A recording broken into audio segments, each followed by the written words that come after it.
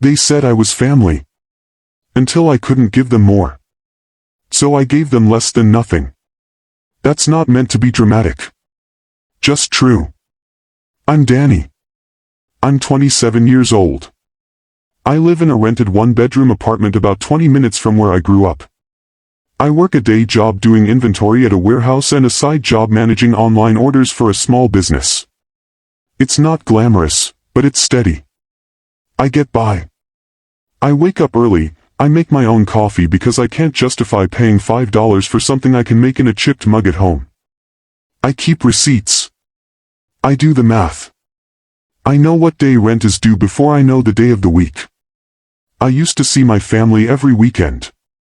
We'd do dinners, birthdays, errands.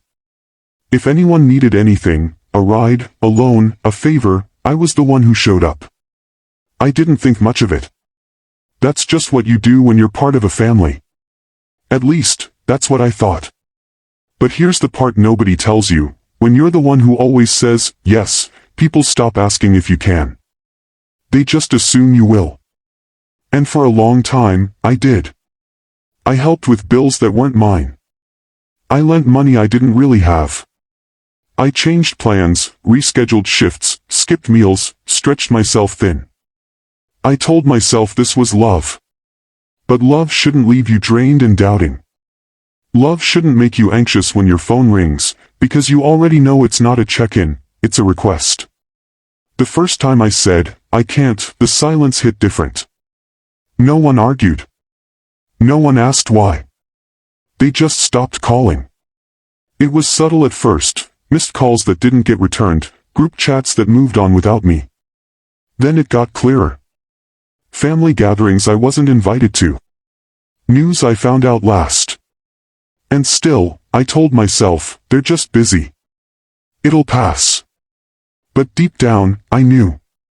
They loved what I gave. Not who I was when I couldn't give it anymore. It started with one specific moment.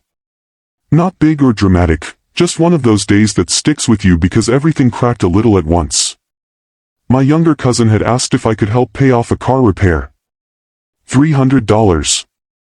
I was late on my own credit card payment and barely scraping by, but I told him, gently, not this time. He didn't say much. Just, okay, cool. We haven't spoken since. A few days later, I got a message from my aunt. Not asking how I was doing, just asking if I'd forgotten how this family works.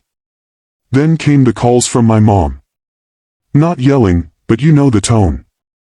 Quiet disappointment. Phrases like, we all go through things, but we don't let each other fall, and, you're pulling away, Danny. I wasn't pulling away. I just had nothing left to hand out. That week, I barely slept. Not because of guilt, but confusion. I kept wondering if I was being selfish. I went back and forth in my head, wondering if maybe I should have just put it on a credit card, maybe skipped groceries, maybe just dealt with the stress later. That's what I'd done before. But something in me had started to shift. I was exhausted. Not the kind that sleep fixes. The kind that builds up over years of being useful before being seen. I'd grown so used to being the go-to that I didn't know who I was without that role.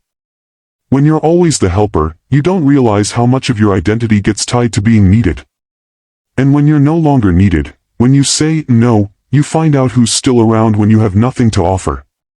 For the first time in a long time, I sat with that silence. I didn't try to fix it. I didn't reach out first. I just let it be. And that's when things started to clear. I started focusing on what I could build with that little I had left. Not for anyone else, just for me. It wasn't a big reinvention. No big career pivot. No sudden success story. It was quieter than that. I started journaling again, something I hadn't done since college. I began walking every morning before work, not because I wanted to be healthy, but because it gave me time to think. I made a list of all the things I used to enjoy before I got caught in the cycle of pleasing people. And I picked one thing off that list, helping people, not out of obligation, but because I wanted to. On my own terms. I started volunteering at a local literacy center on Saturdays. Nothing fancy. Just reading with kids, helping them write their names, sounding out words. It was the first place in a long time where I felt useful and human, without anyone asking for my debit card or acting like I owed them something. There was this one kid, Marcus, who used to show up angry and shut down. For weeks, he wouldn't say a word. But slowly, as we read together, he started whispering the words with me. One day he tapped the page and said, "I can read that one." His whole face changed. It was small. But it mattered. That moment didn't fix everything in my life. But it reminded me what it felt like to give without being drained. To matter without being used. That was the first real win I'd had in a long time. Not a raise. Not recognition. Just a quiet, meaningful shift. I didn't tell my family about it. Part of me still hoped they'd ask how I was, what I'd been doing, how I'd been holding up. They didn't.